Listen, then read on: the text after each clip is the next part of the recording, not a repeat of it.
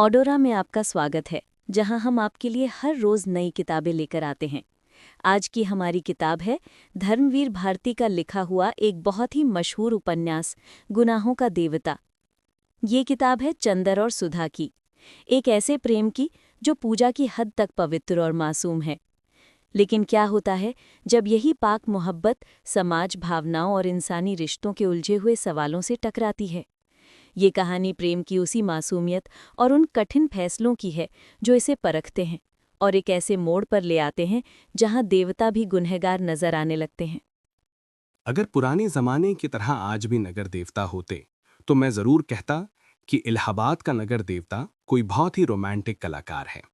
ऐसा लगता है कि इस शहर की बनावट में, इसकी जिंदगी में कोई नियम कानून नहीं है, कहीं कोई कसाव नहीं, हर जगह एक आज़ादी है, एक बिखरा हुआ सा खुलापन। यहाँ बनारस की गलियों से भी पतली गलियां हैं, तो लखनऊ की सड़कों से भी चौड़ी सड़कें। एक तरफ सिविल लाइंस के शानदार मोहल्ले हैं, तो दूसरी तरफ गंदगी से भरे हुए मोहल्ले भी। यहाँ तक कि मौसम का भी कोई भरोसा नहीं। सुबहें रेशमी होती हैं, तो दोपहरें अंगारों जैसी, और शामें तो बस पूछिए मत। यहाँ की जमीन भी ऐसी है कि सहारा के रेगिस्तान जैसी बालू भी है और मालवा जैसे हरे भरे खेत भी।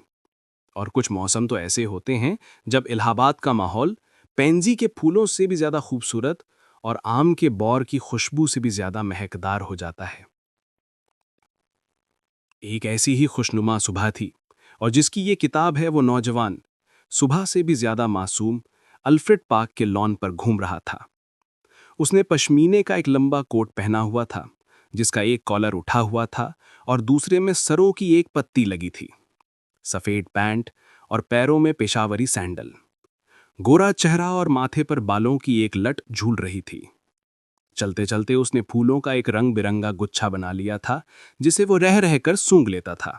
अरे सुबह हो गई, उसने चौंक कर कहा और पास की एक बेंच पर बैठ गया। सामने से एक माली आ रहा था। उसने पूछा, क्यों जी, लाइब्रेरी खुल गई? अभी नहीं बाबूजी, माली ने जवाब दिया। वो फिर से आराम से बैठ गया और फूलों की पंखुड़ियां नोच नोच कर नीचे फेंकने लगा। हेलो कपूर, अचानक किसी ने पीछे से उसके कंधे पर हाथ रखकर कहा, यहाँ सुबह सुबह क्या कर रहे हो? उसने मुड़कर देखा। आओ ठाकुर साहब, आओ बैठो यार, लाइब्रेरी खुलने का इंतजार कर रहा हूँ। क्यों, यूनिवर्सिटी लाइब्रेरी में पढ़ पढ़ कर बोर हो गए क्या? अब इसे तो शरीफ लोगों के लिए छोड़ दो। हाँ हाँ, शरीफ लोगों के लिए ही छोड़ रहा हूँ। असल में डॉक्टर शुक्ला की लड़की है ना, वो इसकी मेंबर बनना चाहती थी, तो मुझे आना पड़ा। उसी का इंतजार कर रहा हूँ। डॉक्टर शुक्ला तो पॉलिटिक्स डिपार्टमेंट में है। नहीं, गवर्नमेंट साइकोलॉजिकल ब्यूरो में। और तुम पॉलिटिक्स में रिसर्च कर रहे हो? नहीं, इकोनॉमिक्स में। बहुत अच्छे, तो उनकी लड़की को सदस्य बनवाने आए हो? ठाकुर ने जरा अजीब अंदाज में कहा। छी, कपूर ने हंसते हुए कहा, यार तुम तो जानते हो कि मेरा उनसे कितना घरेलू रिश्ता है। जब से मैं प्रयाग में हूं उन्हीं के सहारे तो हूं, और आजकल तो उन्हीं के यहाँ पढ़ता लिखता भी हूं। ठाकुर साहब हंस पड़े। अरे भाई, मैं डॉक्टर शुक्ला को जानता नहीं क्या? उन जैसा भला आदमी मिलना मुश्किल है। तुम सफाई बेकार में दे रहे हो। ठाकुर साहब यूनिवर्सिटी के उन स्टूडेंट्स में से थे जो बस नाम के लिए स्टूडेंट होते थे। एक अच्छे खासे अमीर घर के ताल्लुकेदार थे, हंसमुख, मजाक करने वाले, मगर दिल के साफ। बोले, एक बात तो मैं मानता हूं कि तुम्हारी पढ़ाई का सारा क्रेडिट डॉक्टर शुक्ला को है। तुम्हारे घर वाले तो कुछ खर्चा भेजते नहीं? नहीं, उनसे तो मैं अलग होकर ही आया था। समझ लो कि इन्होंने ही किसी न किसी बहाने से मेरी मदद की है। अच्छा आओ, तब तक कमल सरोवर तक ही घूम लें, फिर लाइब्रेरी भी खुल जाएगी। दोनों उठकर पास में बने कमल सरोवर की ओर चल दिए। सीढ़ियां चढ़कर उन्होंने देखा कि एक सज्जन किनारे बैठे कमलों को एकटक देख रहे हैं, किसी गहरी सोच में डूबे हुए। छिपकली जैसे दुबले पतले बालों की एक लट माथे पर झूलती हुई। कोई आशिक है या कोई फिलॉसफर? देखा ठाकुर। नहीं यार, ये कवि हैं, मैं इन्हें जानता हूं। ये रविंद्र बिसरिया हैं, एमए में पढ़ता है। आओ मिलाई तुम्हें। ठाकुर साहब ने एक बड़ा सा तिनका तोड़ा और पीछे से चुपके से जाकर उसकी गर्दन में गुदगुदी कर दी। बिसरिया चौंक उठा, पीछे मुड़कर देखा और बिगड़ गया। ये क्या बदतमीजी है ठाकुर साहब, मैं कितने गहरे विचारों में डूबा था। और अचानक आंखें बंद करके बोला, आह कैसा सुंदर सवेरा है। मेरी आत्मा में गहरी अनुभूति हो रही थी। कपूर बिसरिया की ये हालत देखकर ठाकुर साहब की ओर देखकर मुस्कुराया और इशारे में बोला, है यार मजेदार आदमी, छेड़ो जरा। ठाकुर साहब ने तिनका फेंक दिया और बोले, माफ करना भाई बिसरिया, बात यह है कि हम लोग कवि तो हैं नहीं, इसलिए समझ नहीं पाते। क्या सोच रहे थे तुम? बिसरिया ने आंखें खोली और गहरी सांस लेकर बोला, मैं सोच रहा था कि आखिर प्रेम क्या होता है, क्यों होता है, कविता क्यों लिखी जाती है। बात तो बहुत गहरी है, कपूर बोला। जहां तक मैंने समझा और पढ़ा है, प्रेम एक तरह की बीमारी होती है, दिमागी बीमारी, और कविता एक तरह का पागलपन। बिसरिया कुछ जवाब देने ही वाला था कि ठाकुर साहब बोले, अरे भाई तुम लोग बेकार उलझ गए, पहले एक दूसरे को जान तो लो। ये हैं श्री चंद्र कुमार कपूर, यूनिवर्सिटी में रिसर्च कर रहे हैं, और आप हैं श्री रविंद्र बिसरिया, बहुत अच्छे कवि हैं। कपूर ने हाथ मिलाया और फिर संजीदगी से बोला, क्यों साहब, आपको दुनिया में और कोई काम नहीं मिला जो आप कविता करते हैं? बिसरिया ने ठाकुर साहब की ओर देखा और बोला, ठाकुर साहब ये मेरा अपमान है, और उठ खड़ा हुआ। अरे बैठो बैठो, ठाकुर साहब ने हाथ खींचकर बिठा लिया। देखो कपूर का मतलब तुम समझे नहीं, उसका कहना यह है कि तुम में इतनी प्रतिभा है कि लोग उसका आदर करना नहीं जानते, इसलिए उसने हमदर्दी में तुमसे ऐसा कहा, वरना कपूर साहब तुम्हारी कविता के बहुत शौकीन हैं। बिसरिया पिघल गया और बोला, माफ कीजिएगा, मैंने गलत समझा। अब मेरा कविता संग्रह छप रहा है, मैं आपको जरूर दूंगा। बातों बातों में शाम को गंगा जी में बोटिंग का एक शानदार प्रोग्राम बन गया। इतने में कार लाइब्रेरी की ओर से गुजरी। कपूर ने देखा और बोला, अच्छा ठाकुर साहब मुझे इजाजत दीजिए, वो लोग आ गए। कपूर लाइब्रेरी की तरफ चल दिया। लाइब्रेरी के सामने कार रुकी थी और अंदर डॉक्टर साहब की लड़की बैठी थी। क्यों सुधा, अंदर क्यों बैठी हो? तुम्हें ही देख रही थी चंदर। और वो उतर आई। दुबली पतली नाटी सी साधारण सी लड़की, बहुत सुंदर तो नहीं पर हाँ सुंदर थी, लेकिन बातचीत में बहुत प्यारी। चलो अंदर चलो, चंदर ने कहा। वो आगे बढ़ी, फिर ठिठक गई और बोली, चंदर, एक आदमी को 4 किताबें मिलती हैं। हाँ क्यों? तो उसने बड़े भोलेपन से मुस्कुराते हुए कहा, तो तुम अपने नाम से मेंबर बन जाओ और 2 किताबें हमें दे दिया करना, ज्यादा का हम क्या करेंगे? नहीं, चंदर हंसा, तुम्हारा दिमाग खराब है, खुद क्यों नहीं बनती मेंबर? नहीं, हमें शर्म लगती है, तुम बन जाओ मेंबर हमारी जगह पर। पगली कहीं की, चंदर ने उसका कंधा पकड़कर आगे ले जाते हुए कहा, वहां रे शर्म, अभी कल ब्याह होगा तो कहना हमारी जगह तुम बैठ जाओ चंदर। कॉलेज में पहुंच गई लड़की, अभी शर्म नहीं छूटी इसकी, चल अंदर। और वो हिचकती, झेंपती और रूठी हुई निगाहों से चंदर की ओर देखती हुई अंदर चली गई। थोड़ी देर बाद सुधा लौटी और कागजों का एक बंडल निकालते हुए बोली, देखो ये पापा ने तुम्हारे लिए दिया है, लखनऊ में कॉन्फ्रेंस है ना, वहीं पढ़ने के लिए ये निबंध लिखा है उन्होंने, शाम तक ये टाइप हो जाना चाहिए। कपूर ने बंडल ले लिया और सोचता हुआ बोला, लेकिन डॉक्टर साहब की हैंडराइटिंग, इतने पन्ने, शाम तक कौन टाइप करेगा? इसका भी इंतजाम है। और अपने ब्लाउज में से खत निकालकर चंदर के हाथ में देती हुई बोली, ये कोई पापा की पुरानी ईसाई स्टूडेंट है, टाइपिस्ट, इसके घर में तुम्हें पहुंचा देती हूं। लेकिन अभी मैंने चाय नहीं पी। समझ गए? अब तुम सोच रहे होगे कि इसी बहाने सुधा तुम्हें चाय भी पिला देगी। सो मेरा काम नहीं है जो मैं चाय पिलाऊं, पापा का काम है ये, चलो आओ। चंदर कार में बैठ गया। सुधा बोली, नहीं पहले घर चलो, चाय पी लो तब जाना। नहीं मैं चाय नहीं पीऊंगा, चंदर बोला। चाय नहीं पीऊंगा? वाह, सुधा की हंसी में बचपन छलक उठा। मुंह तो सूख कर गोभी हो रहा है और कहते हैं चाय नहीं पिएंगे।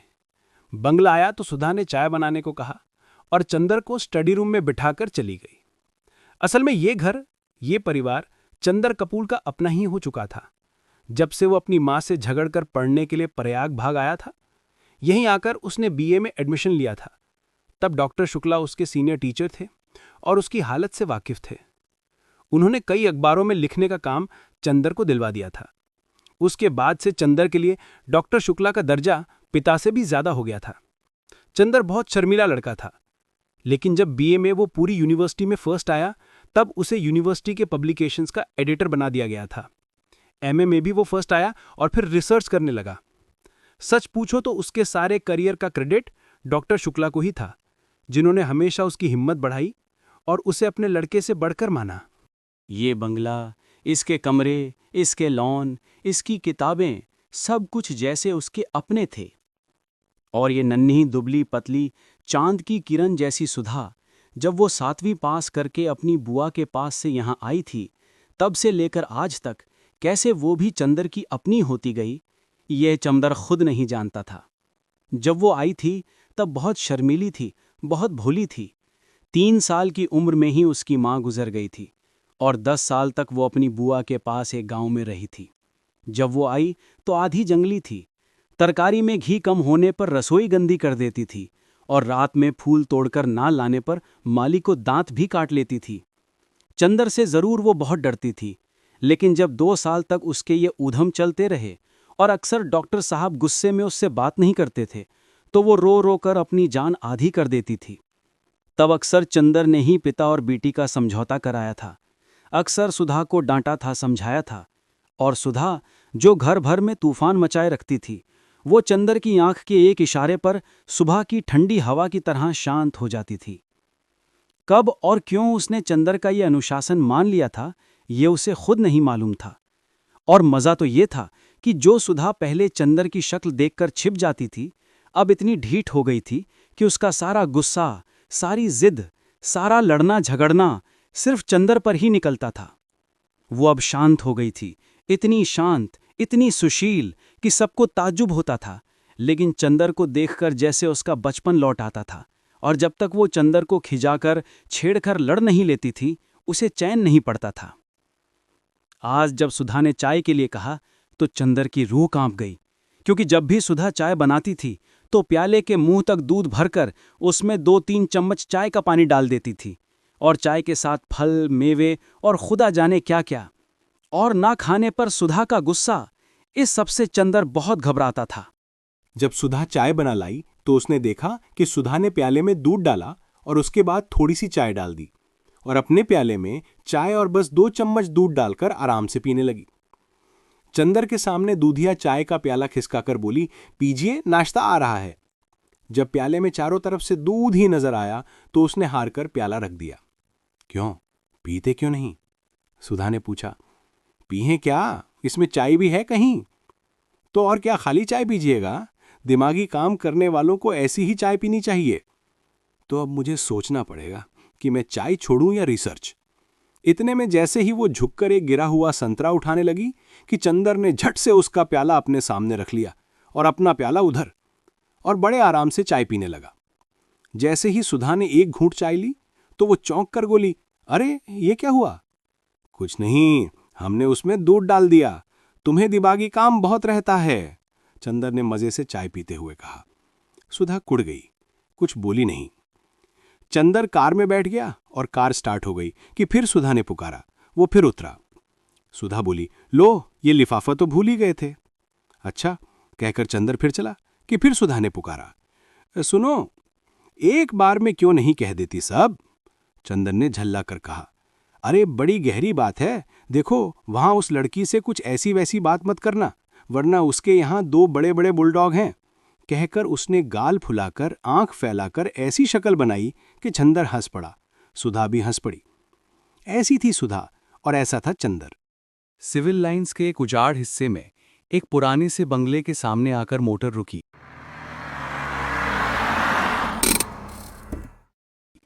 बंगले का नाम था रोजलान, यानी गुलाबों का घर। लेकिन सामने जंगली घास उग रही थी और गुलाब के फूलों के बजाय मुर्गी के पंख बिखरे पड़े थे। फाटक के एक तरफ एक लकड़ी का बोर्ड लगा था जिस पर लिखा था AF डिक्रूज। लिफाफे पर लिखा था मिस P डिक्रूज, मतलब बंगला यही था। बड़ा मनहूस बंगला है, यहां आदमी रहते हैं या भूत? कपूर ने ऊब कर कहा। वो बांस फांदकर अंदर घुसा। दरवाजे बंद थे और उन पर धूल जमी थी। उसने सोचा कि बंगले के पीछे शायद नौकरों के घर हों। वो दाईं तरफ से मुड़ा और खुशबू का एक तेज झोंका उसे चूमता हुआ निकल गया। कपूर ने सोचा, ताज्जुब है, ये सन्नाटा, ये मनहूसी और इतनी खुशबू। और आगे बढ़ा तो देखा कि बंगले के पिछवाड़े गुलाब का एक बहुत खूबसूरत बाग है। वो सचमुच रोजलान था। चंदर फूलों का बहुत शौकीन था। उसे फूलों के पास से गुजरते हुए हर फूल को समझने की कोशिश करने का शौक था।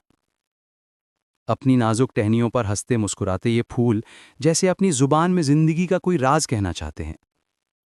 एक पीले गुलाब के पास आकर चंदर रुक गया। पूर्णिमा के चांद जैसा वो बड़ा सा फूल जैसे रोशनी बिखेर रहा था। चंदर ने सोचा उसे तोड़ ले, लेकिन हिम्मत न पड़ी। वो झुका कि उसे सूंघ ही ले। जैसे ही उसने हाथ बढ़ाया कि किसी ने पीछे से गरज कर कहा, अच्छा तो ये तुम हो, आज तुम्हें रंगे हाथों पकड़ ही लिया। और किसी ने उसे अपने दोनों हाथों में जकड़ लिया और उसकी गर्दन पर सवार हो गया। वो उछल पड़ा। पहले तो उसे समझ नहीं आया कि ये क्या हो रहा है, लेकिन उसने हिम्मत करके अपना एक हाथ छुड़ाया और मुड़कर देखा तो एक बहुत कमजोर, बीमार सा, पीली आंखों वाला गोरा आदमी उसे पकड़े हुए था। वो हाँफता हुआ बोला, रोज रोज यहां से फूल गायब होते थे, आज मैंने पकड़ा तुम्हें। चंदर ने उसे झटका देकर धकेल दिया और डांट कर बोला, क्या मतलब है तुम्हारा, पागल है क्या? वो धक्का लगने से गिर गया था। उठकर बड़ी रोनी आवाज में बोला, कितना जुल्म है, मेरे फूल भी तुम चुरा ले गए और मुझे धमकाने का भी हक नहीं। और सचमुच वो जैसे रोने लगा। चंदर ने उसका रोना देखा तो सारा गुस्सा हवा हो गया। हंसी रोककर बोला, गलत फहमी हुई है जनाब, मैं तो एक चिट्ठी लेकर मिस डिक्रूज से मिलने आया था। उस आदमी ने डर के मारे चीखना शुरू कर दिया, अरे बाप रे, दौड़ो दौड़ो, मुझे मार डाला। क्या है बर्टी, क्यों चिल्ला रहे हो? बाथरूम के अंदर से किसी ने चिल्लाकर कहा। झटके से बाथरूम का दरवाजा खुला। एक लड़की बाथिंग गाउन पहने हुए दौड़ती हुई आई और चंदर को देखकर रुक गई। क्या है? उसने डांट कर पूछा। कुछ नहीं, शायद पागल मालूम होता है। जबान संभाल कर बोलो, वो मेरा भाई है। ओह, कोई भी हो, मैं मिस डिक्रूज से मिलने आया था। इतने में इसने मेरी गर्दन पकड़ ली। गोरा आदमी उस लड़की के आते ही फिर तन कर खड़ा हो गया और बोला, चुपके आया और गुलाब तोड़ने लगा। मैं चमेली के झाड़ के पीछे छिपा देख रहा था। मैं तुम्हें नहीं जानती, झूठा कहीं का, मैं ही मिस डिक्रूज हूं। देखिए तो ये खत। लड़की ने खत खोला, पढ़ा और एकदम उसकी आवाज बदल गई। छी बर्टी, तुम किसी दिन पागल खाने जाओगे, आपको डॉक्टर शुक्ला ने भेजा है। लड़की ने बड़े मीठे स्वर में साफ हिंदुस्तानी में कहा, माफ कीजिएगा, मेरे भाई का दिमाग जरा ठीक नहीं रहता जब से इनकी पत्नी की मौत हो गई है। अब तक गुस्से के मारे चंदर ने उस पर ध्यान ही नहीं दिया था, लेकिन अब उसने देखा कि वो 23 बरस की दुबली पतली लड़की है। एंग्लो इंडियन होने के बावजूद गोरी नहीं है। चाय की तरह वो हल्की, पतली, भूरी और तेज थी। भागते वक्त ऐसी लग रही थी जैसे छलकती हुई चाय। इतने में वो गोरा आदमी उठा और चंदर का कंधा छूकर बोला, माफ करना भाई, उससे मेरी शिकायत मत करना। असल में ये गुलाब मेरी मरी हुई पत्नी की यादगार हैं। ये मेरी बहन प्रमिला डिक्रूज है, पम्मी। वो गिड़गिड़ाकर बोला, पता नहीं कौन मेरे फूल चुरा ले जाता है। अपनी पत्नी की मृत्यु के बाद 5 साल से मैं इन फूलों को संभाल रहा हूं। जाइए, पम्मी बुला रही है। चंदर कमरे में एक सोफे पर बैठ गया। पम्मी तैयार हो चुकी थी और एक हल्की फ्रांसीसी खुशबू से महक रही थी। उसने आसमानी रंग का एक पतला चिपका हुआ ब्लाउज पहना था और उस पर एक फ्लैनल का फुल पैंट। वो आई, बिना किसी झिझक के उसी सोफे पर कपूर के बगल में बैठ गई और बड़ी मुलायम आवाज में बोली, मुझे बड़ा दुख है मिस्टर कपूर, आपको बहुत तकलीफ उठानी पड़ी। कोई भी लड़की इतनी अपनाइयत से माफी मांगे तो उसके सामने कौन पानी पानी नहीं हो जाएगा। लेकिन चंदर अच्छी तरह जानता था कि औरतों से बात करते समय कहाँ कितनी ढील देनी चाहिए और कितना कसना चाहिए। वो बोला, लेकिन मिस डिक्रूज, आपके भाई बीमार होने के बावजूद बहुत मजबूत हैं। उफ, गर्दन पर जैसे अभी तक जलन हो रही है। ओहो, सचमुच मैं बहुत शर्मिंदा हूं। देखूं? और कॉलर हटाकर उसने गर्दन पर अपनी बर्फी ही उंगलियां रख दीं। लाइए, लोशन मल दूं मैं। धन्यवाद, इतना कष्ट न कीजिए, आपकी उंगलियां गंदी हो जाएंगी, कपूर ने बड़ी शरारत से कहा। पम्मी के होठों पर एक हल्की सी मुस्कुराहट, आंखों में हल्की सी लाज और सीने में एक हल्का सा कंपन दौड़ गया। कपूर ने पूछा, माफ कीजिएगा, क्या आप टाइपिस्ट हैं? जी नहीं, पम्मी ने कहा, मैंने कभी टाइपिंग सीखी थी, यूनिवर्सिटी मुझे छोड़नी पड़ी क्योंकि मैंने अपनी शादी कर ली। अच्छा, आपके पति कहाँ हैं? रावलपिंडी में, आर्मी में। लेकिन फिर आप डिक्रूज क्यों लिखती हैं, और वो भी मिस? क्योंकि हम लोग अलग हो गए हैं। पम्मी ने आगे कहा, मैं शादी से बहुत नफरत करती हूँ। शादी अपने को दिया जाने वाला सबसे बड़ा धोखा है। देखिए, ये मेरे भाई हैं ना, कैसे पीले और बीमार से हैं। एक बिशप की दुबली पतली लड़की से इन्होंने शादी की थी और उसे बेहद प्यार करते थे। ये गुलाब का बाग उसी ने बनवाया था। कुछ दिनों बाद दोनों में झगड़ा हुआ। धीरे धीरे वो लड़की एक सार्जेंट को प्यार करने लगी। बर्टी को इतना सदमा हुआ कि वो बीमार पड़ गया, लेकिन बर्टी ने उससे कुछ कहा नहीं और उस लड़की ने बीमारी में बर्टी की बहुत सेवा की। बर्टी अच्छा हो गया। उसके बाद उसको एक बच्ची हुई और उसी में वो मर गई। उस बच्ची का नाम बर्टी ने रोज रखा और उसे लेकर दिन भर उन्हीं गुलाब के पेड़ों के बीच बैठा रहता था। 2 साल बाद बच्ची को सांप ने काट लिया, वो मर गई और तब से बर्टी का दिमाग ठीक नहीं रहता। चंदर ने कहा, पम्मी, मैंने जितने लोग देखे हैं उनमें शायद बर्टी सबसे अजीब है और शायद सबसे ज्यादा रहम के काबिल। पम्मी खामोश रही, फिर लापरवाही से बोली, मुझे बर्टी की बातों पर जरा भी दया नहीं आती। कपूर चौंक गया। पम्मी ने मुस्कुराकर कहा, लेकिन मैं सच कहती हूं, तुम जानते हो उसके फूल कौन चुराता है? मैं उसके फूल तोड़कर फेंक देती हूं। मुझे शादी से नफरत है, शादी के बाद होने वाली आपसी धोखेबाजी से नफरत है। और ये गुलाब के फूल, ये क्यों कीमती हैं? इसलिए ना कि इसके साथ बर्टी की जिंदगी की इतनी बड़ी ट्रेजेडी जुड़ी हुई है। अगर एक फूल के खूबसूरत होने के लिए आदमी की जिंदगी में इतनी बड़ी ट्रेजेडी आना जरूरी है, तो लानत है उस फूल की खूबसूरती पर। उठकर वो कपूर के पास गई और उसके कंधों पर हाथ रखकर बोली, बर्टी से मत कहना, अच्छा? फिर उसे अपनी ओर घुमाकर कहा, देखो, पिछले 4 साल से मैं अकेली थी और किसी दोस्त का इंतजार कर रही थी। तुम आए और दोस्त बन गए, तो अब अक्सर आना। हाँ? अच्छा? कपूर ने गंभीरता से कहा। अब कहानी सुधा के कॉलेज की तरफ मुड़ती है। इस माहौल ने अगर किसी पर सबसे ज्यादा असर डाला था तो वो थी गेसू। शहर के एक मशहूर रईस साबिर हुसैन काजमी की वो सबसे बड़ी लड़की थी। उसकी माँ शहर की मशहूर शायरा थीं। घास, फूल और शायरी का शौक गेसू ने अपनी माँ से ही पाया था। जब भी मौका मिलता था, क्लास से भागकर गेसू घास पर लेटकर सपने देखने की आदी हो गई थी और इस काम में उसकी एकमात्र साथिन थी सुधा। आम की घनी छांव में हरी हरी धूप पर दोनों लेटी रहतीं और दुनिया भर की बातें करतीं। दोनों ही भावुक थीं, सुकुमार थीं, लेकिन दोनों में एक फर्क था। गेसू शायर होते हुए भी इस दुनिया की थी और सुधा शायर ना होते हुए भी कल्पना की दुनिया में रहती थी। गेसू हर चीज का इस्तेमाल जानती थी, लेकिन सुधा किसी भी फूल के जादू में बंध जाना चाहती थी, उसी की कल्पना में डूब जाना चाहती थी। गेसू की कल्पना शायरी में निकल जाती थी, इसलिए उसकी जिंदगी में व्यावहारिकता थी, लेकिन सुधा, जो शायरी लिख नहीं सकती थी, अपने स्वभाव में खुद ही एक मासूम शायरी बन गई थी। क्लास में मिस उमालकर पढ़ा रही थीं। वो बता रही थीं, आलू एक नुकसानदेह तरकारी है बीमारी की हालत में। सहसा गेसू ने बीच में ही पूछा, गुरुजी, गांधी जी आलू खाते हैं या नहीं? सभी हंस पड़े।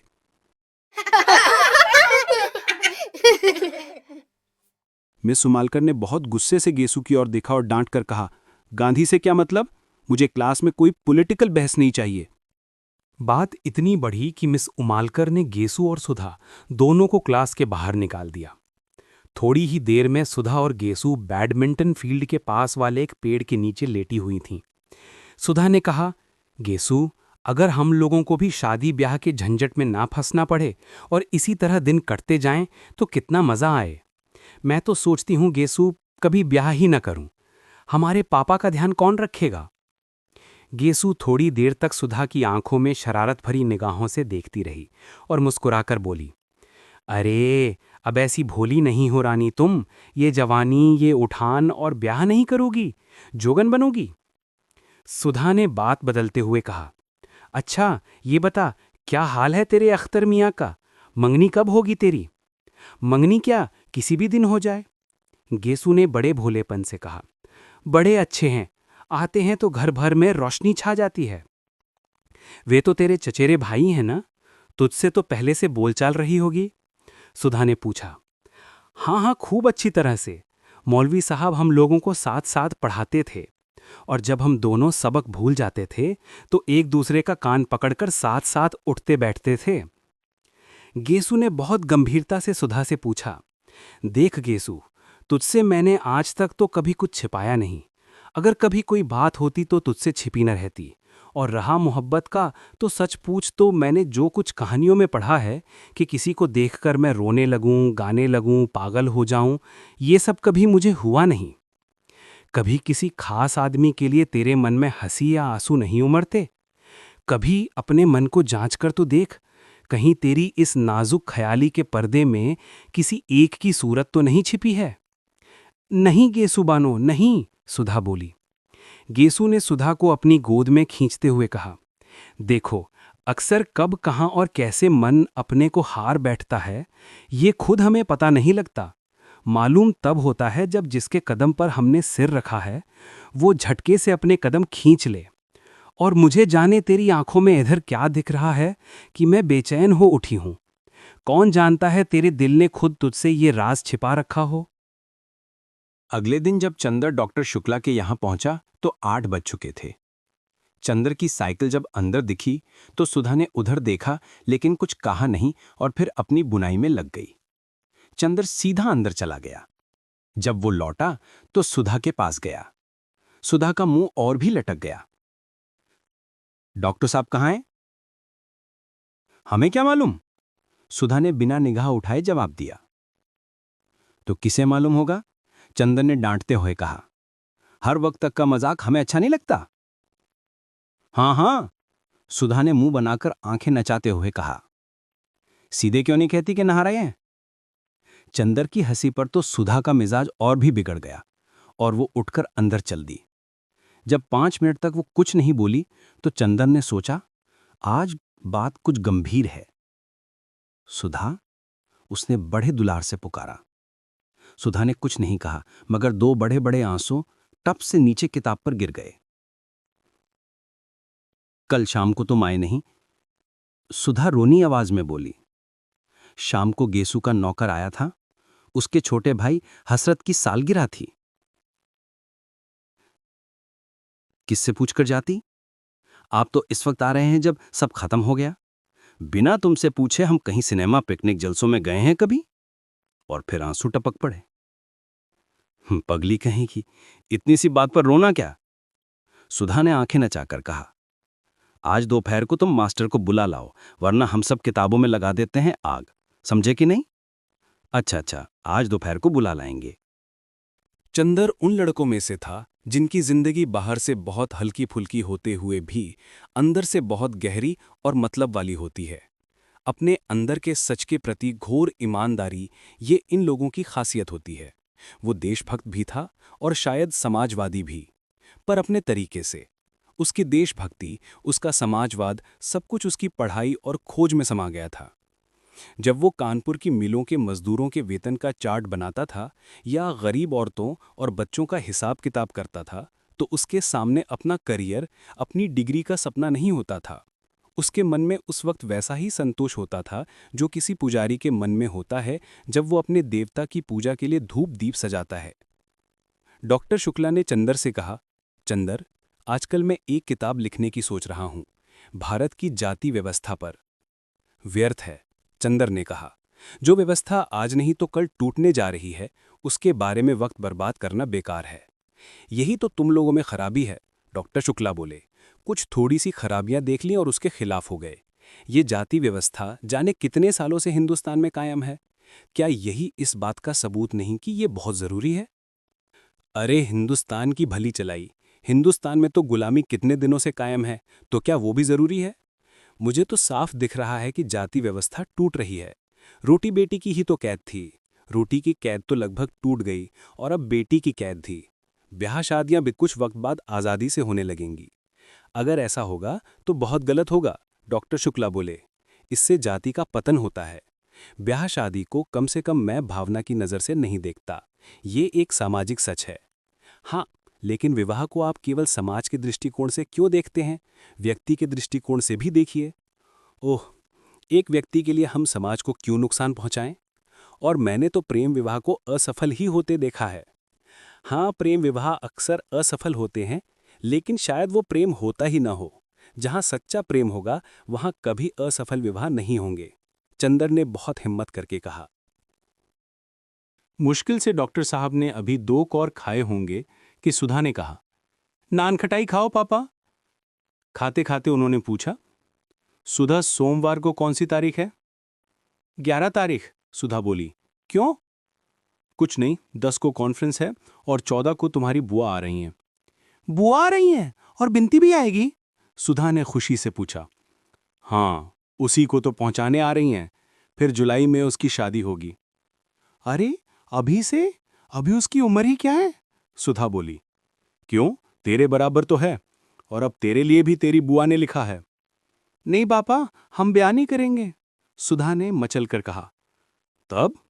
बस हम पढ़ेंगे, एफए कर लेंगे, फिर बीए, फिर एमए, फिर एक दिन हम भी तुम्हारी बराबर हो जाएंगे। क्यों कापा? पागल कहीं की, शुक्ला जी हंसकर बोले।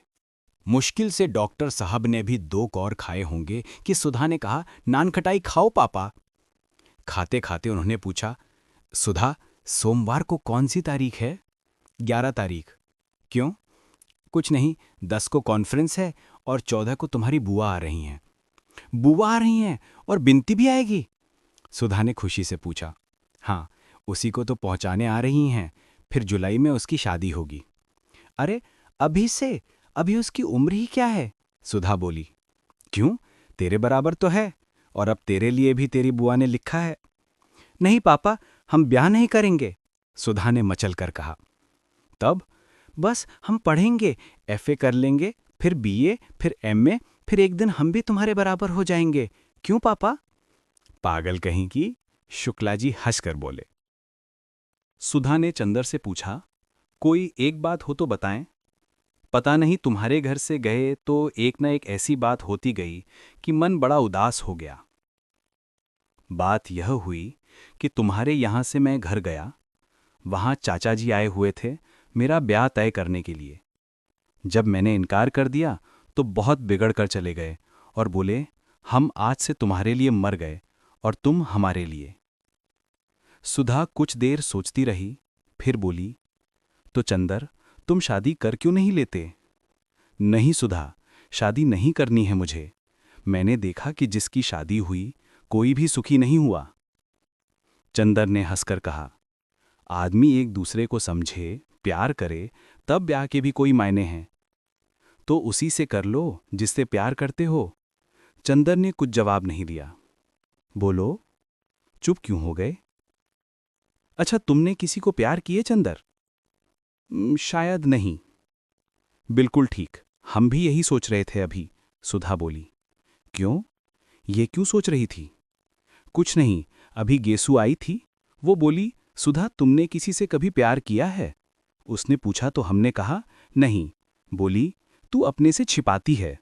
तो हम मन ही मन में सोचते रहे कि तुम आओगे तो तुमसे पूछेंगे कि हमने कभी प्यार तो नहीं किया है, क्योंकि तुम ही एक हो जिससे हमारा मन कभी कोई बात नहीं छिपाता।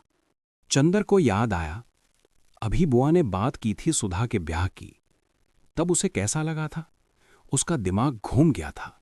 लगा जैसे एक ऐसा दर्द था जो उसकी नस नस को तोड़े जा रहा था। क्या हुआ चंदर? अरे चुप क्यों हो गए? सुधा ने चंदर का कंधा पकड़कर झकझोरते हुए कहा। चंदर एक फीकी हंसी हंसकर रह गया और चुपचाप सुधा की ओर देखने लगा। सुधा चंदर की निगाह से सहम गई। चंदर की निगाह में जाने क्या था, एक अजीब सा सूनापन, एक जाने किस दर्द की छाया, एक जाने कैसी पिघलती हुई सी उदासी, और वो भी गहरी, जाने कितनी गहरी। और चंदर था कि एक टक देखता जा रहा था, एक टक। सुधा को जाने कैसा लगा, ये अपना चंदर तो नहीं है। इस निगाह में न शरारत है, न डांट, न दुलार। इसमें कुछ ऐसा है जिससे सुधा बिल्कुल वाकिफ नहीं, जो आज चंदर में पहली बार दिखाई पड़ रहा है। सुधा को डर लगने लगा। चंदर, चंदर, तुम्हें क्या हो गया? सुधा की आवाज डर के मारे कांप रही थी। उसका मुंह पीला पड़ गया। चंदर! और जब उसका कुछ बस ना चला तो उसकी आंखों में आंसू छलक आए। हाथों पर एक गर्म बूंद पड़ते ही चंदर चौंक गया। अरे सुधी, रो मत पगली, हमारी तबीयत कुछ ठीक नहीं है। चंदर के मन में इस वक्त जाने कैसा सा लग रहा था। कभी बड़ा अचरज होता, कभी एक संतोष होता कि चलो सुधा के भाग्य की रेखा उसे अच्छी जगह ले गई। फिर कभी सोचता कि मिश्र इतने अजीब स्वभाव का है, सुधा की उससे निभेगी या नहीं। कहते कहते चंदर की आंखें भर आई। बिनती चंदर के पास खड़ी होकर बोली, छी चंदर बाबू, आपकी आंखों में आंसू, ये तो अच्छा नहीं लगता। जितनी पवित्रता और ऊंचाई से आपने सुधा के साथ निभा किया है, ये तो शायद देवता भी नहीं कर पाते।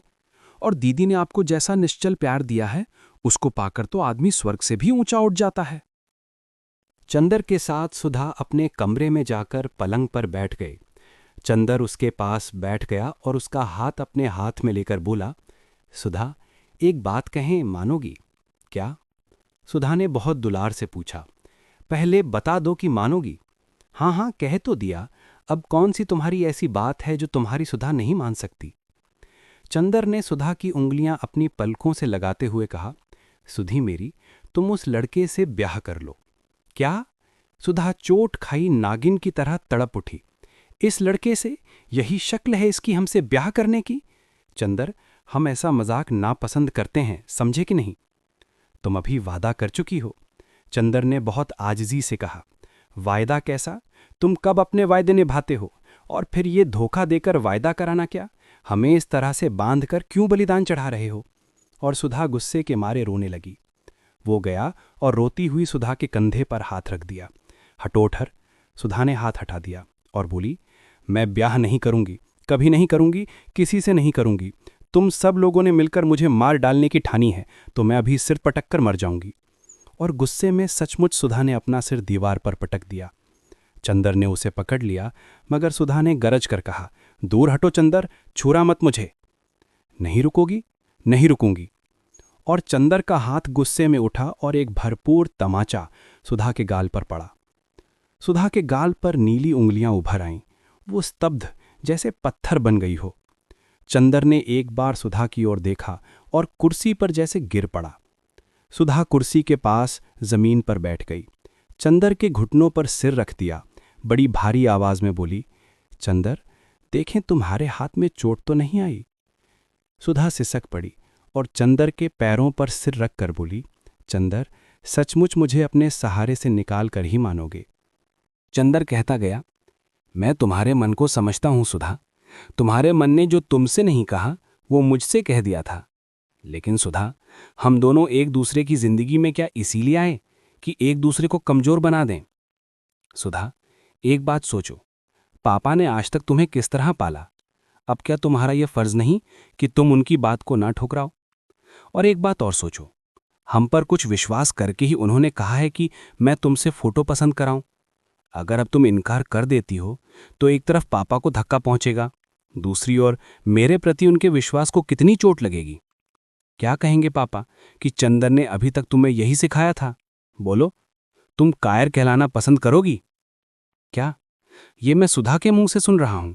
छी पगली, हमें और तुम्हें तो आज खुश होना चाहिए कि अब सामने जो रास्ता है उसमें हम लोगों को यह साबित करने का मौका मिलेगा कि सचमुच हम लोगों ने एक दूसरे को ऊंचाई और पवित्रता दी है। तुम साधारण लड़की नहीं हो, तुम ध्रुव तारे से ज्यादा रोशन हो। सुधा ने आंखें उठाईं, बड़ी बेबस निगाहों से चंदर की ओर देखा और सिर झुका लिया। मौन का मतलब हां है ना? चंदर ने पूछा। सुधा ने कुछ नहीं कहा, झुककर चंदर के पैरों को अपने होठों से छू लिया और पलकों से 2 आंसू चू पड़े। चंदर ने सुधा को उठा लिया और उसके माथे पर हाथ रखकर कहा, ईश्वर तुम्हारी आत्मा को सदा ऊंचा बनाएगा सुधा, मुझे तुम पर गर्व है। दूसरे दिन चंदर गया तो सुधा को बुखार आ गया था। रात भर वो बेचैन रही, आधी पागल सी रही। चंदर की आहट पाते ही सुधा ने आंखें खोली, अजीब सी जलती हुई निगाहों से चंदर की ओर देखा और बिनती से बोली, बिनती, इनसे कह दो जाएं यहां से। सुधा उधर खिसक गई और अपने कपड़े समेट लिए, जैसे चंदर की छां से भी बचना चाहती है, और तेज कड़वी और हाँफती हुई आवाज में बोली, बिनती, इनसे कह दो जाएं यहां से। मैं कहती हूं, जाओगी नहीं तुम? फुफकार कर सुधा बोली, कौन हो तुम मेरी बीमारी पर हमदर्दी जताने वाले? मैं बीमार हूं, मैं मर रही हूं, तुमसे मतलब? तुम कौन हो? पापा कहते हैं ब्याह करो, पम्मी कहती है मत करो, गेसू कहती है तुम प्यार करती हो, और तुम कुछ भी नहीं कहते। तुमने खुद मुझे इस भट्टी में ढकेल दिया। सुधा ने कुछ देर आंखें बंद कर लीं और बोली, चंदर, आज कितने ही साल हुए जब से मैंने तुम्हें जाना है, तब से अच्छे बुरे सभी कामों का फैसला तुम ही करते रहे हो। आज भी तुम ही बताओ चंदर कि अगर मैं अपने को बहुत संभालने की कोशिश करती हूँ और नहीं संभाल पाती हूँ तो ये कोई पाप तो नहीं? तुम जितने मजबूत हो उस पर मुझे घमंड है, मैं भी उतना ही मजबूत बनने की कोशिश करती हूँ। अगर कभी कभी फिसल जाती हूँ तो ये अपराध तो नहीं? नहीं, चंदर बोला। और अगर अपने उस संघर्ष के पलों में तुम पर कठोर हो जाती हूँ तो तुम सह लेते हो? आज मैं तुम्हें विश्वास दिलाती हूँ चंदर कि मुझे खुद अपनी कमजोरियों पर शर्म आती है, और आगे से मैं वैसी ही बनूंगी जैसा तुमने सोचा है चंदर। और उसे होश आया तब जब बिनती जबरदस्ती उसका हाथ पकड़कर खींच ले गई उस छत पर जहां सुधा पड़ी रो रही थी। चंदर के सामने सुधा थी, सुधा जिससे वो पता नहीं क्यों बचना चाहता था। पिछले हफ्ते से वो सब कुछ भूल गया था, उसे सिर्फ एक चीज याद रहती थी, शादी का इंतजाम। लेकिन उस वक्त बिनती उसे खींचकर एकांत में ले आई थी, जहां उसकी ताकत और उसकी कमजोरी, उसकी पवित्रता और उसका पाप, उसकी सुधा अपनी जिंदगी के मोड़ पर खड़ी अपना सब कुछ लुटा रही थी। दोनों चुपचाप चंदर की ओर फटी हुई पथराई आंखों से देखती रहीं और एकदम दिल को फाड़ देने वाली आवाज में चीख कर रो उठी, चंदर अब क्या होगा? चंदर की समझ में नहीं आया वो क्या करे। पापा ने तो मुझसे बोलना भी छोड़ दिया है चंदर। पापा से कह दो आज तो बोल लें, कल से हम उन्हें परेशान करने नहीं आएंगे। अब उनकी सुधा को सब ले जा रहे हैं, जाने कहाँ ले जा रहे हैं। और फिर वो फपक फपक कर रो पड़ी। घर का कामकाज निबट गया था, सभी लोग आंगन में बैठे थे। कामिनी, प्रभा, लीला सभी थीं। सुधा शांत थी, लेकिन उसका मुंह ग्रहण लगे चांद की तरह बेनूर था। मंडप का एक बल्ब खराब हो गया था और चंदर सामने खड़ा उसे बदल रहा था। संस्कार शुरू हुआ। कैलाश के हाथ में नारियल और उसकी मुट्ठी पर सुधा के दोनों हाथ। सुधा अब चुप थी। वचन का समय आया। सुधा ने सिर हिला दिया, वो वचन नहीं बोलेगी। बारातियों में एक असंतोष की लहर फैल गई। चंदर ने बिनती को बुलाया, उसके कान में कहा, जाकर सुधा से कह दो कि पागलपन नहीं करते। सुधा ने चंदर की तरफ देखा। चंदर ने जाने क्या कहा और सुधा ने आंखों ही आंखों में उसे क्या जवाब दे दिया। एक अजीब सी थी वो निगाह, जिसमें गहरा विश्वास, एक बेमिसाल स्नेह, एक पूरा समर्पण था। लगा जैसे वो कह रही हो, अच्छा लो मेरे देवता। और उसने हार कर सिसकियों से सने स्वरों में अपने को कैलाश को समर्पित कर दिया। उसने पलकें खोलीं, देखा सामने सुधा खड़ी थी।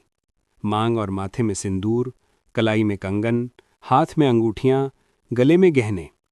वो क्षण भर पैताने खड़ी रही। चंदर उठकर बैठ गया। सुधा कुछ बोली नहीं। उसने दोनों हाथ जोड़े और झुककर चंदर के पैरों पर माथा टेक दिया और अपने गले से एक बेले का हार उतारा, उसे तोड़ा और चंदर के पांव खींचकर जमीन पर रख लिए। सुधा ने चंदर के पांव पर फूल रखकर उन्हें चूम लिया और अपनी कलाई में बंधी हुई एक पुड़िया खोलकर उसमें से थोड़ा सा सिंदूर उन फूलों पर छिड़ककर चंदर के पांव पर सिर रखकर चुपचाप रोती रही। थोड़ी देर बाद उठी और उन फूलों को समेटा, अपने आंचल के छोर में उन्हें बांध लिया। कहाँ चली सुधा?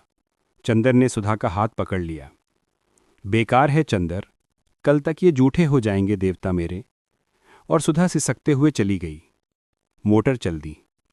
सुधा मुड़कर अपने घर की ओर देख रही थी, फिर चुप हो गई। सहसा सुधा ने उसके हाथों पर अपना मेहंदी लगा हाथ रख दिया और धीमे से कहा, चंदर। चंदर ने मुड़कर देखा तो बोली, अब कुछ सोचो मत। देखो, बिनती का ध्यान रखना, उसे तुम्हारे ही भरोसे छोड़ रही हूं।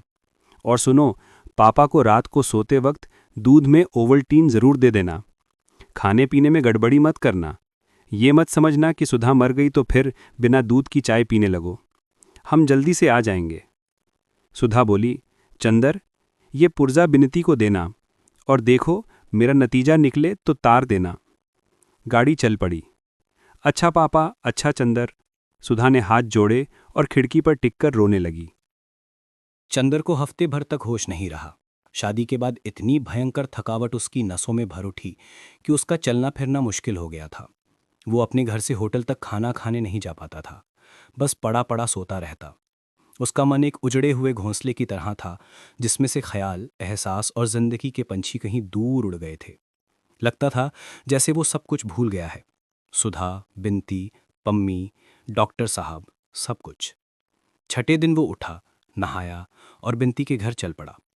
डॉक्टर शुक्ला लॉन पर हाथ में किताब लिए टहल रहे थे। 5 दिन में जैसे वो बहुत बूढ़े हो गए थे। सिर्फ इतना बोले, चंदर अब अपना सामान यहीं ले आओ, और बोले, जाओ सुधा का खत आया है बिनती के पास। चंदर भीतर गया।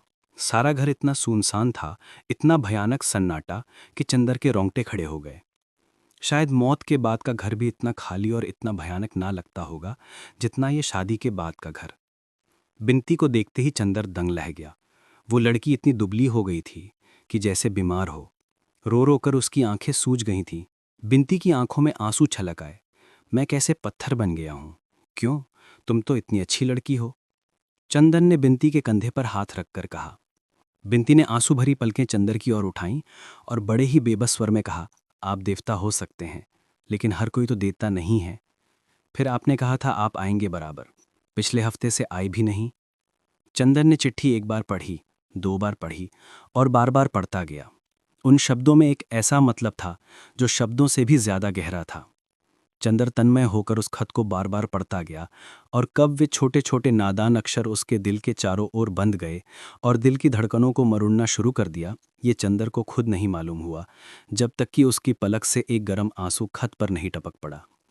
और इस तरह दिन कटने लगे। जब आदमी अपने हाथ से आंसू मूल लेता है, अपने आप दर्द का सौदा करता है, तब दर्द और आंसू तकलीफ नहीं देते। और जब कोई ऐसा हो जो आपके दर्द के सहारे आपको देवता बनाने के लिए तैयार हो और आपके एक एक आंसू पर अपने 100 आंसू बिखेर दे, तब तो कभी कभी तकलीफ भी भली मालूम देने लगती है। क्योंकि सुधा के बिना उसका दिन कटना मुश्किल था, एक पल कटना मुश्किल था। इसलिए बिनती उसकी एक जरूरत बन गई थी। वो जब तक बिनती से सुधा की बातें नहीं कर लेता था, तब तक जैसे वो बेचैन रहता था।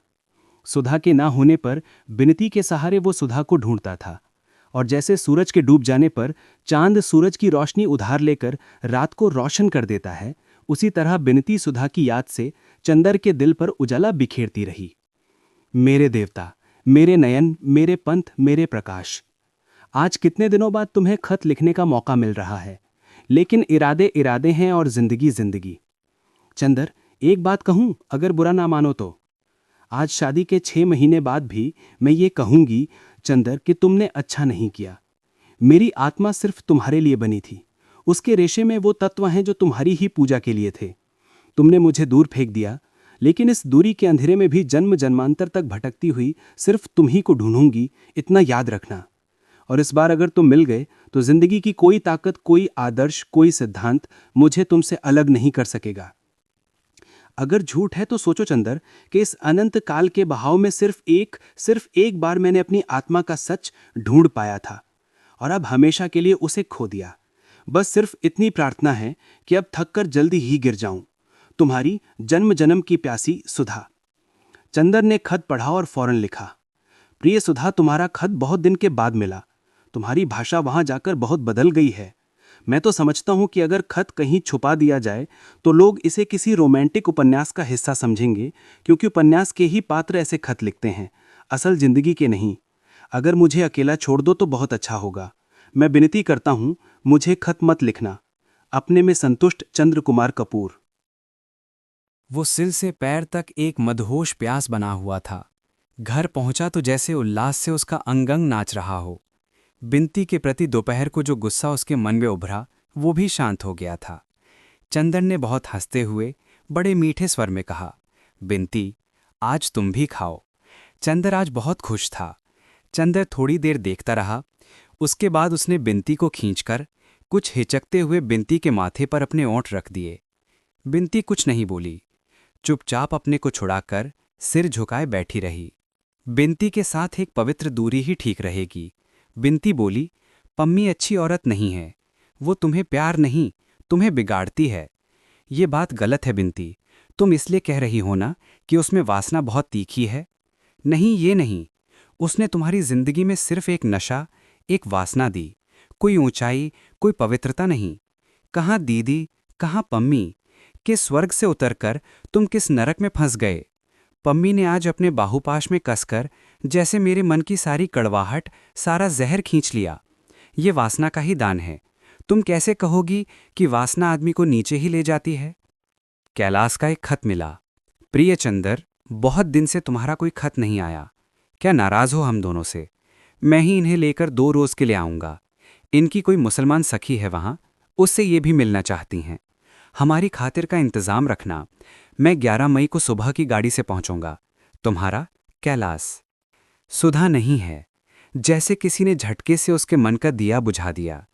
वो डब्बे में चढ़कर बोला, सुधा नहीं आई।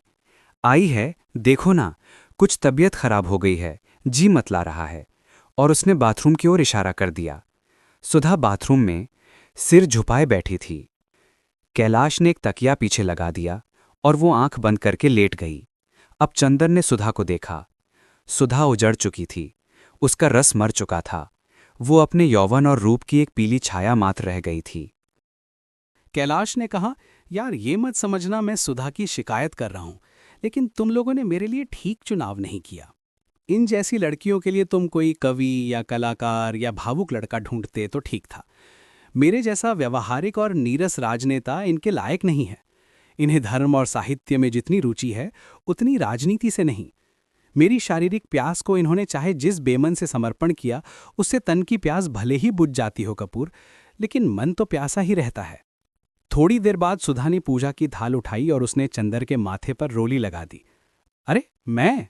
हाँ तुम, और कौन? मेरे तो दूसरा ना कोई, सुधा बोली और ढेर के ढेर फूल चंदर के चरणों पर चढ़ाकर झुककर चंदर के चरण को प्रणाम कर लिया। चंदर ने घबराकर पांव खींच लिए। मैं इस योग्य नहीं हूं सुधा, क्यों लज्जित कर रही हो? सुधा कुछ नहीं बोली। अपने आंचल से एक छलकता हुआ आंसू पोंछकर नाश्ता लाने चली गई। क्या हुआ सुधा? बहुत दर्द हो रहा है। वो उठी और खाट पर बेहोश सी पड़ रही। सुधा ने बड़ी बेबस निगाहों से चंदर की ओर देखा और फूट फूट कर रो पड़ी। तार डॉक्टर साहब का था। लिखा था अगली ट्रेन से फौरन चले आओ। दरवाज़ा खुला और बिनती निकली। उसका मुंह सूखा हुआ था, बाल अस्त व्यस्त थे और आंखें जैसे रो रो कर सूज गई थीं। चंदर का दिल धक से हो गया। क्या बात है बिनती? चंदर ने पूछा।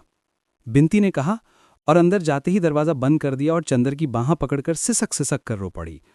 बताती क्यों नहीं? बिनती बड़ी मुश्किल से बोली, दीदी, दीदी, सुधा दीदी। डॉक्टर साहब ने बहुत भारी स्वर में बोले, हमारी बेटिया गई चंदर। और आंसू छलक आए। क्या हुआ उसे?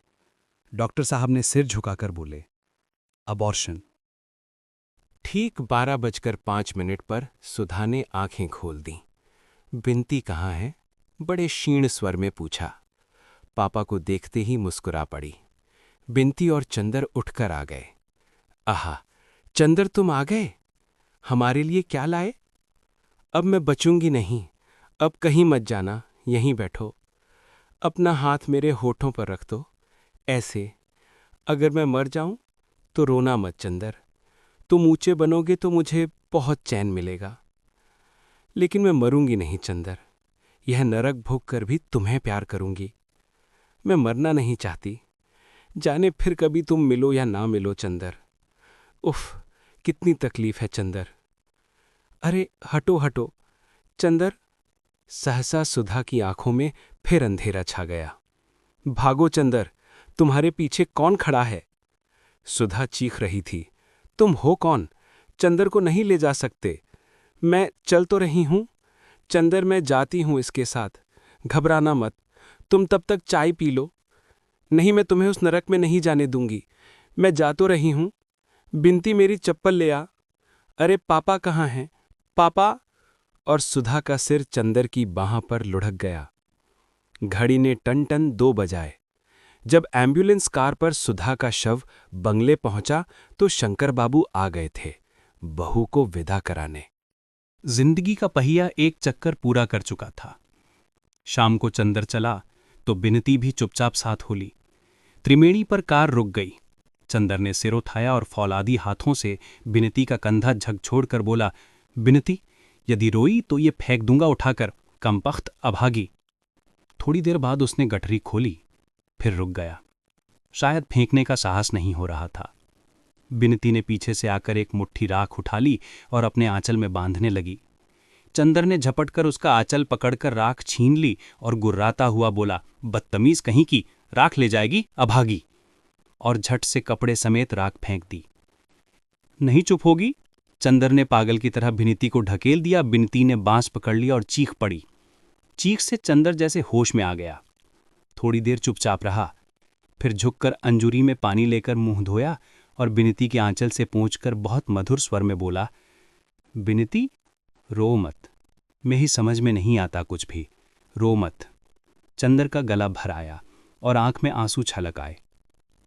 चुप हो जाओ रानी, अब हम दोनों को निभाना है, बिनती। चंदर ने तख्त पर बिखरी हुई राख चुटकी में उठाई और बिनती की मांग में भरकर मांग चूम ली। उसके होंठ राख में सन गए। तूफान खत्म हो चुका था। नाव किनारे पर आकर लग गई थी। मल्लाह को चुपचाप रुपए देकर बिनती का हाथ थामकर चंदर ठोस धरती पर उतर पड़ा। मुर्दा चांदनी में दोनों छायाएं मिलती जुलती हुई चल दीं और गंगा की लहरों में बहता हुआ राख का सांप टूट फूट कर बिखर चुका था और नदी फिर उसी तरह बहने लगी थी जैसे कभी कुछ हुआ ही न हो। इसी के साथ हमारी आज की ये किताब यहीं खत्म होती है। सुनते रहिए ओडोरा।